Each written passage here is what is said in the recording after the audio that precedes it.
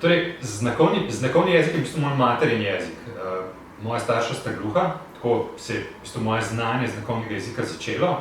Res je, da, kolikor mi je mama pripovedovala, sem se naučil prej slovenskega jezika kot znakovnega, ampak potem sproti še znakovni jezik. In v enem trenutku sem se odločil postati tolmač, predvsem zaradi zaslužka.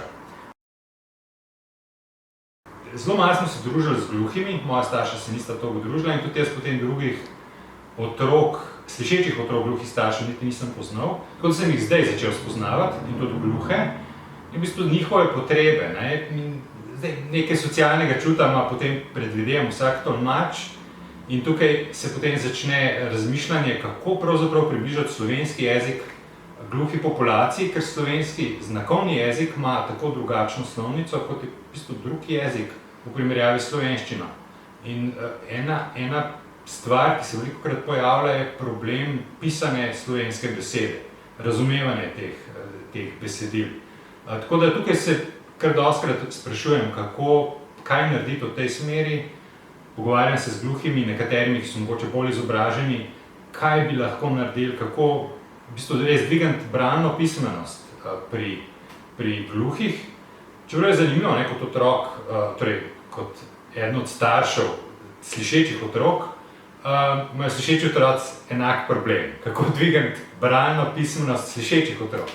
Tako da mogoče bo to šlo tako, z roko v roki, bomo videli, ampak jaz upam, da dvignemo bralno pismenost celotne populacije. Torej, gluhim po zakonu pripada tolmač v stiku z javnimi inštitucijami, bolnišnica, zdravnik, centri za socialno delo in tako naprej. Ampak nekako bi bilo fino, če bi se ti javni uslužbenci naučili vsaj nek osnovni, torej, če bi šli čez nek osnovni tečaj znakovnega jezika. Že tisti prvi stik bi bil malo drugačen.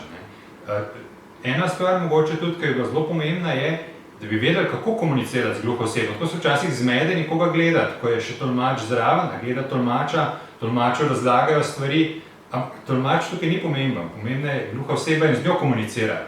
Tako da ta odnos, ta stik z gluhimi, to bi bilo recimo koristno, naučiti te javne uslužbence. Hvala za intervju, pa lep pozdrav.